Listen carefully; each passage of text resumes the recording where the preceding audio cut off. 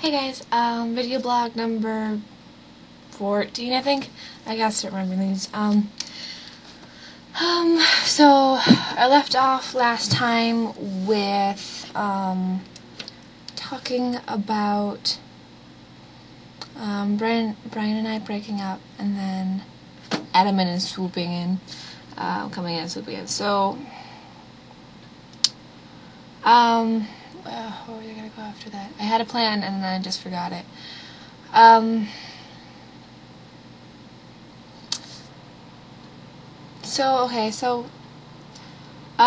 It was really difficult, after Brian and I broke up, because I was still struggling with my feelings at that point, and I mean, I still have problems, but, because I had time to let go, because I had been thinking about this for so long, and the distance between us, like, because I lived in college in my dorm, and he lived, like, a half an hour away, in his place, so, and because of my busy schedule, and, we really didn't get to see each other that often, which is probably why I had an easier time having with the process of moving on, because I constantly didn't have him around me, and I could think by myself. And the problem with me is when I am alone too much, I tend to think too much. I overanalyze, and I make myself anxious, and I overanalyze everything to the point that it makes me upset, and I can't think straight anymore.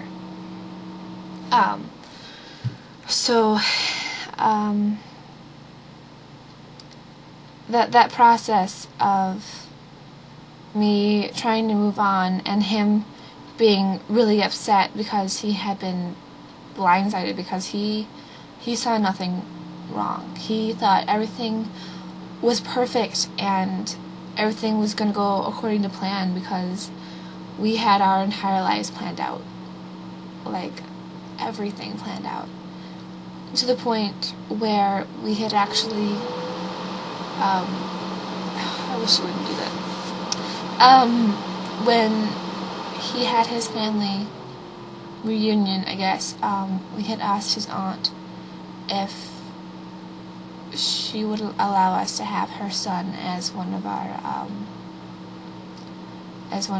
best men, so or one of our groomsmen, type of thing.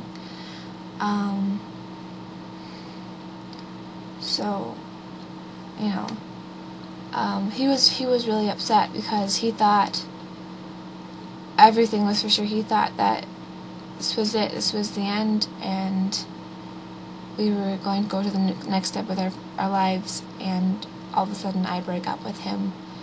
So he had every right, and he has every right to be upset, because I destroyed him. He was in so much pain, and I was the cause of it. And it still hurts to talk about sometimes, because I really did love him. And I always will have a little, like, that little place in your heart, you know. And it might subside, and it might, you know, you might kind of forget about it, but in the end, it's always going to be there, you know. Like, because not only was he my first boyfriend, he was my first love, and he was my first serious relationship. He was the first person I could tell everything to and not be scared of rejection, you know. And that's a big thing. That's really difficult to come by. Like, he was the first person that I trusted wholeheartedly with everything, you know. And it was really hard to let go. So it was, that process was difficult because he kept wanting to get back together, and he would cry on the phone, and it was really hard to do. And I had a lot of people there for me during that time, which was really nice. Particularly I had Danny and I had Adam. And it was really sad because one day I remember I was in Adam's dorm, and I don't remember if it was just something because Brian and I had been talking and I was really upset, or if Brian had been texting me, but I just remember like curling up on Adam's lap and just bawling my eyes out because I didn't know what else to do. It was bad. I felt bad for him. I just didn't have anyone else to go to. And he was there. And I ended up like staining his shirt, took my makeup, and I felt bad. But yeah. Sorry. But what was I saying? So yeah, it's been difficult. And it was also really difficult because a lot of people thought I was cheating on Brian because I had moved on so fast, and I never did for the almost 3 years we were together. Not once did I ever cheat on him, and it was really hard for people to say that because it was people who I trusted and people who I was close to, and people who I respected who were saying this about me. People I thought were my friends, and like even his own family, people who had known me before we were even dating, were accusing me of all these different things, and of like, it really hurt because I didn't do anything and I didn't want to hurt him, and yet everyone was making me out to be the bad guy because they saw him in pain, and it made sense because, oh, you caused him pain, therefore, you know, it's your fault. It was really difficult, and it really hurt me that people would turn on me so quickly. I didn't think they would.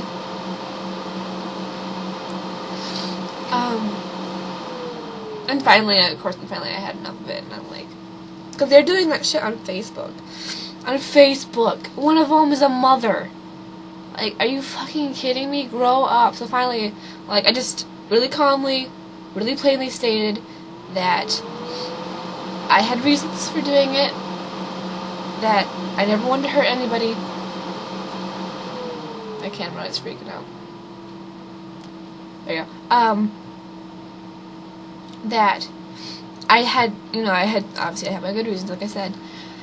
And I just feel like we should all be adults about this and not be posting things online when you really don't know what's going on, basically. I don't remember what I said. I wrote it really well because I'm a writer. I know how to use words, but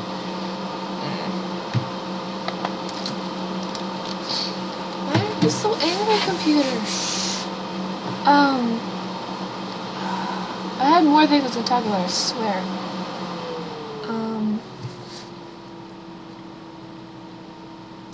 Calm your tits. So, yeah,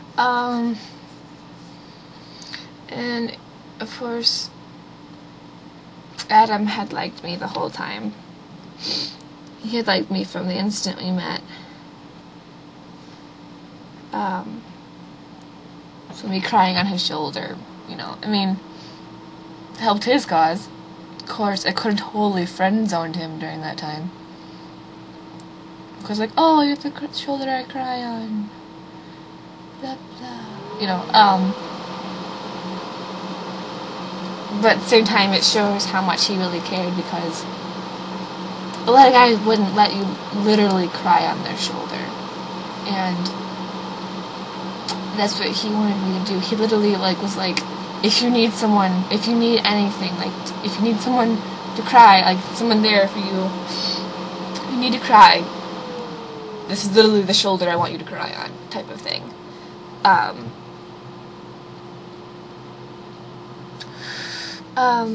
And then I was seeing Adam like every day, and I knew he really wanted to ask me out, and I kept telling him that I needed time because, you know, of everything I was going through, and my feelings were still all over the place, and I didn't want to go into a relationship still fighting my feelings for someone else and then trying to develop them for another person. You know, I didn't want that conflict. And I wanted time. I mean, come on, with someone running into a relationship, I didn't want him to be a rebound, you know? Because I was so upset, I didn't want to just run into somebody else's arms. But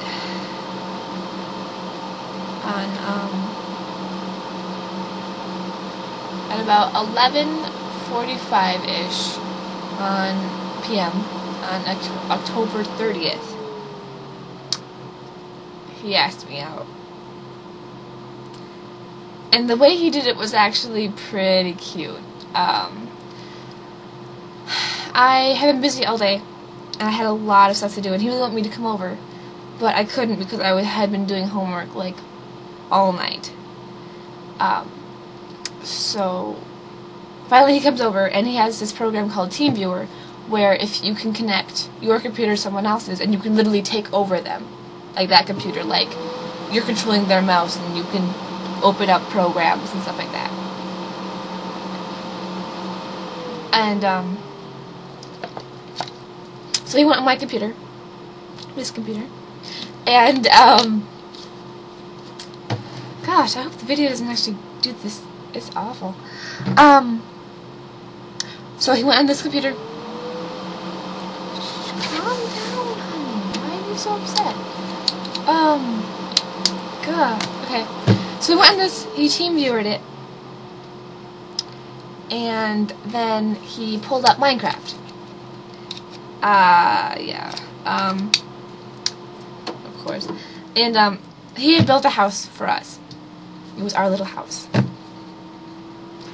And that was scary. So he built us a little house, and then this is on like the single player Minecraft, and he had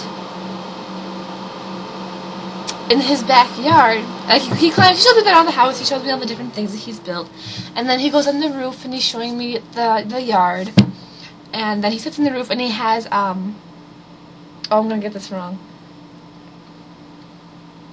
He had a device in his hand. It was like a switch, like a thingy. Anyways, he hits the button on the thing, on this little thing, and these pistons in the back pop up. And from the ground, so like you couldn't see it before, but now they popped out of the ground like out of the grass, and it says, "Will you be mine?" Get it? Mine, Minecraft, ha ha ha.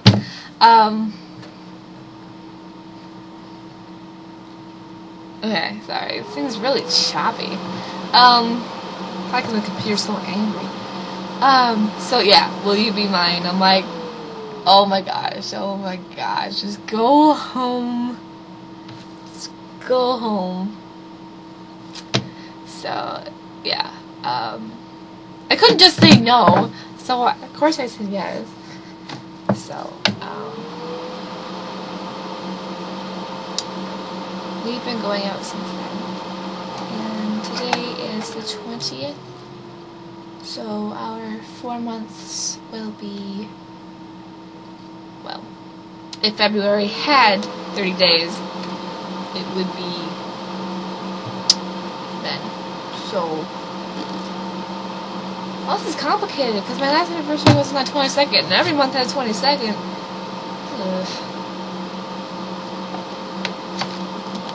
Whenever, like the 28th, I'm just pretend. Because he wanted to do it on the 30th first. He wanted to do it on Halloween, but he couldn't wait 15 minutes, and so he wanted to pretend and have us celebrate our anniversary on the 30th, 31st, pardon. But I'm like, we did it on the 30th. So it's going to be the 30th. And, the cheap bastard, the other reason why he wanted to do it on the 31st was because then he wouldn't have to celebrate it as often because, you know, every other month has 31 days. And February, like it is now, only has 28 days. I'm like, you cheap bastard. So, yeah. That is what's going on. This is a 16-minute video, so I'm gonna go. Because that's this shit long video. So, I thank you for watching. I'm sorry if the video sucks. I'm sorry. My computer is being a loud little beast. I wonder if people can hear me outside my door. So, anyways, thank you for watching. I appreciate everything, and I hope you had a wonderful day.